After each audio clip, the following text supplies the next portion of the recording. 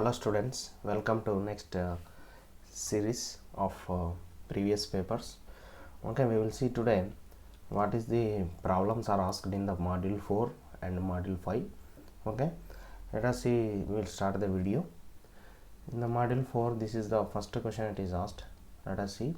A 4-pole lap-wound DC shunt generator delivers 200 amperes at a terminal voltage of 250 volts. It has field and armature resistance of 50 ohms and 0.05 ohms respectively. Neglect the brush drop. Calculate. First question is armature current. Second question current per parallel path. Third question is EMF generated. Fourth question is power developed. Let us see the problem, how to do this problem. So whenever you have given this type of DC generators or motor problem, you have to draw the first type of the generator what it is given in the problem. Let us draw the type of the generator what it is given in the problem. First I am drawing the generator. Okay, so here we have armature, here 3 like this. So first we have field. Okay, so first field I am drawing here. Then we have the armature because it is a shunt. Okay, so we have armature. Next the load 3. Okay, 3 are connected. So this is the shunt generator diagram. So in the shunt generator we have that is EG, next armature current, next this is the field current it is, next it is load current IL, next this is the load, and across the load we have the terminal voltage is V. Okay, so this is the field RSH. This is the diagram of shunt generator and it is delivers 200 amperes at terminal voltage. Okay, so it is delivers means load current. Okay, first it is given the load current value as load current IL is equals to how much it is given, 200 amperes. Next, so at a terminal voltage of 250 volts. Next, number of poles is given as 4 and it is the lap wound. Lap wound means A is equals to P here. Next, and it has the field resistance, that is RSH value is how much it is given, 50 ohms. Next, armature resistance value is given as 0.05 ohms respectively. Neglect the brush drop. Okay, calculate first current, first problem. You see here armature current. First problem, armature current. What is the armature current? So here armature current formula will be IA is equals to ISH plus IL. How you got this formula? By applying the KCL at this node. You apply the KCL at this node. What are the currents entering here? Only one is entering, IA, remaining 2 are leaving. So IA is equals to ISH plus IL value. So calculate first ISH value. We know already IL. ISH is V by RSH. So V is equals to how much it is, 250 divided by 50. So you will get the answer as 5 amperes. That is the ISH value. Now substitute IA value. ISH is 5 and IL value is how much it is given, that is 200. So what is the answer you are going to get? 205 amperes. This is the armature current. Second problem. So what is the question it is asked? Second problem, current per parallel path. Okay, so current per parallel path, how much it is? So current per parallel path is IA by A. So IA is 205 you got. You know A is equals to P because it is a parallel, so that is equals to 4 here. So divided by 4, you are going to get it as answer as 51.25 amperes. This is the current for each parallel path. Third question, what is third question here? EMF generated. What is the EMF generated? EMF generated will be EG is equals to V plus IA into RA. Actually you will get the brush drop also. That brush drop is neglected he told, so no need to take that. So EMF generated will be V is equals to 250 plus armature current is, you got it as 205 into armature resistance is 0.05 0.05. If you do the answer, you will get it as 260.24 volts. That is the EMF generated. And fourth question, what is the fourth question here? Power developed. What is the power developed? See, power developed is different, power delivered is different. Power delivered is what is delivered for the load, that is, so V into IL is the power delivered. Power developed is, it is EG into IA. So power developed is EG into IA. What is the power developed is 260.24 into 205. What is the answer you are going to get? That is 53,251.25 watts. This is the answer of fourth module, first question. Okay, next question we will see.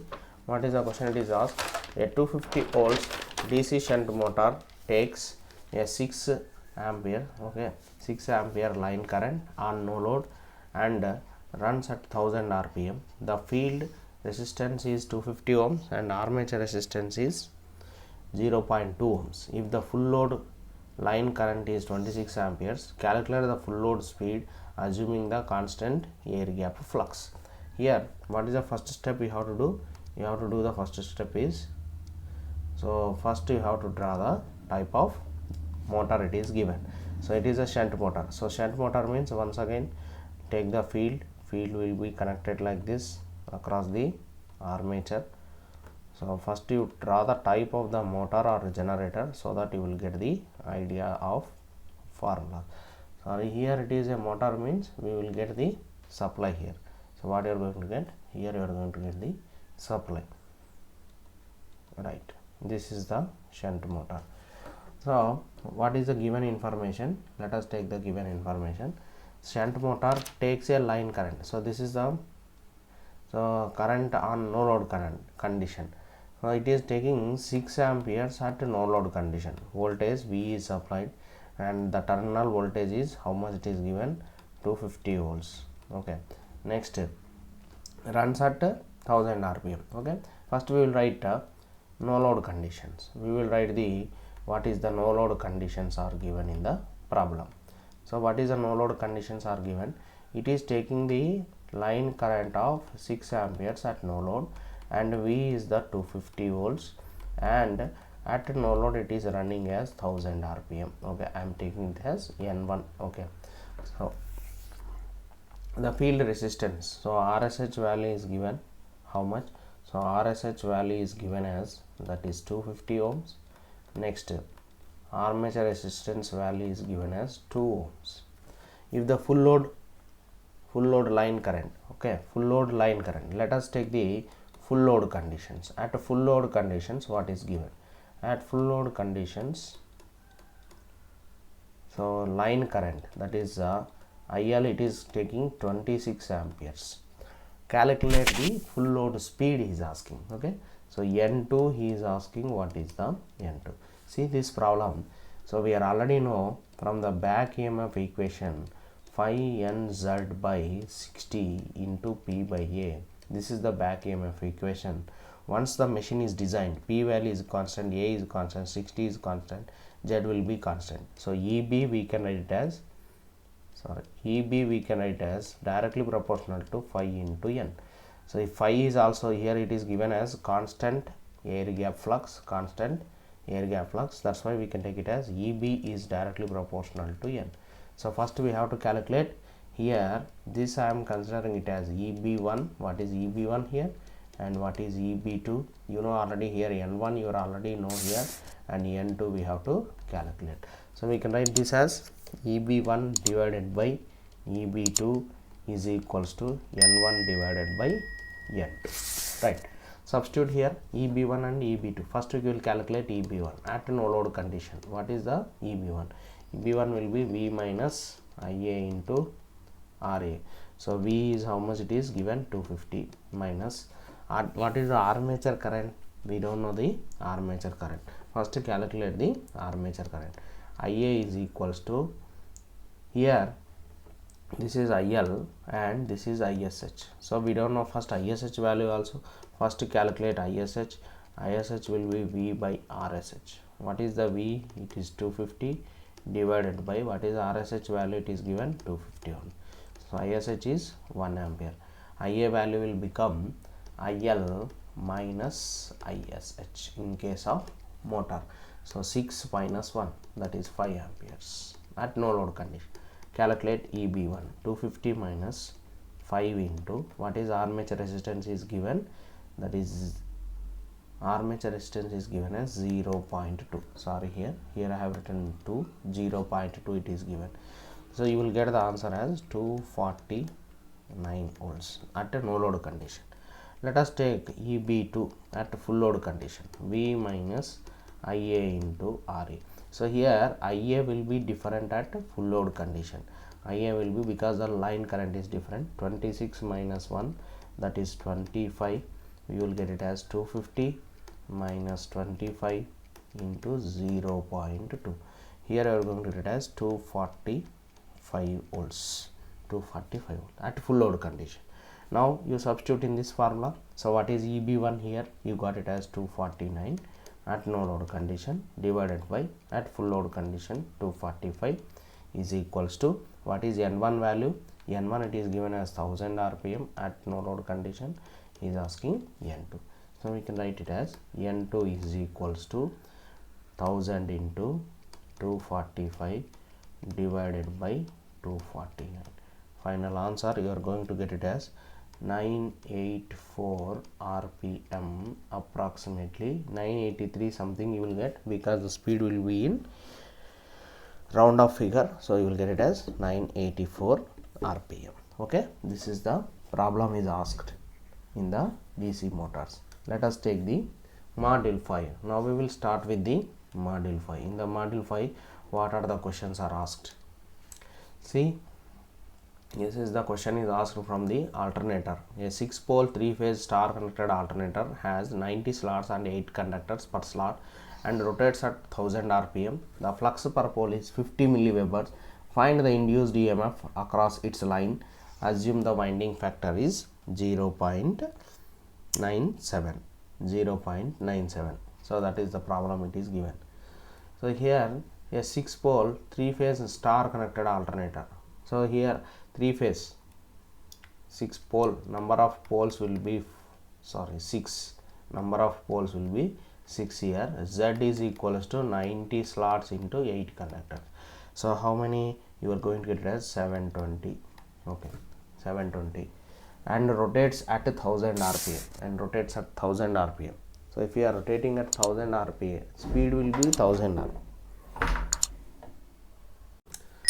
So speed is given as how much? It is 1000 RPM. So which is given, and flux per pole it is given as 50 milliwebers. Next, find the induced EMF. So find the winding factor, it is given as 0.97.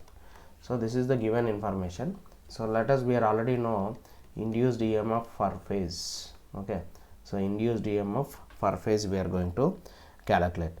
So first, before going to that, we will calculate what is the number of turns per phase. So here you have how many conductors per phase. First, 3 phase, it is a 3 phase. So conductors per phase we will calculate. How many conductors per phase?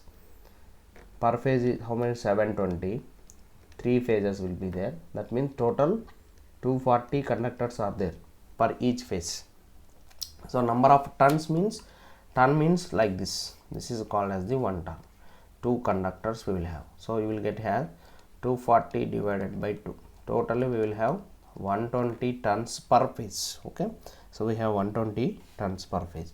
Induced EMF per phase formula is given as 4.44 kc/kd 5fn. So here kc/kd, that is called as the winding factor. kc/kd sometimes we will call it as the winding factor.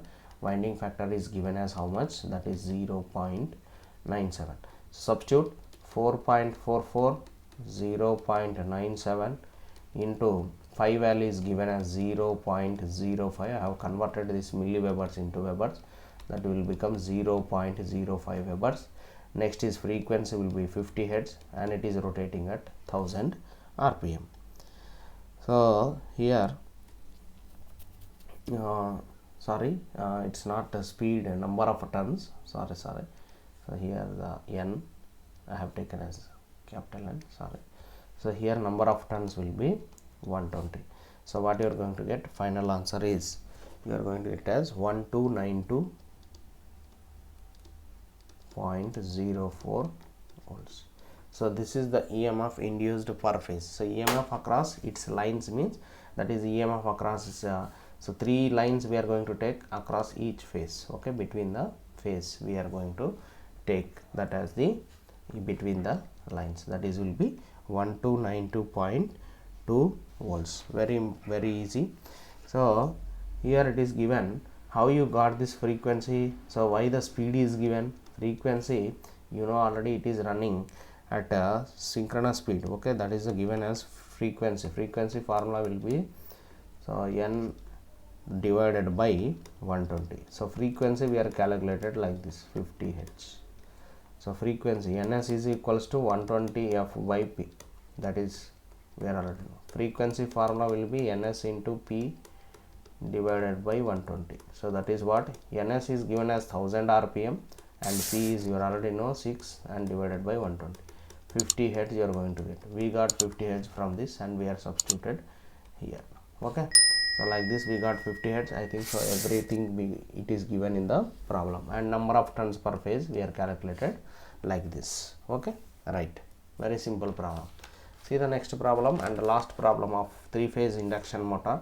So let us see the question. A 3-phase induction motor with 4 poles is supplied from an alternator having 6 poles and running at 1000 RPM. Calculate synchronous speed of induction motor. Its second question, its speed when slip is 0.04.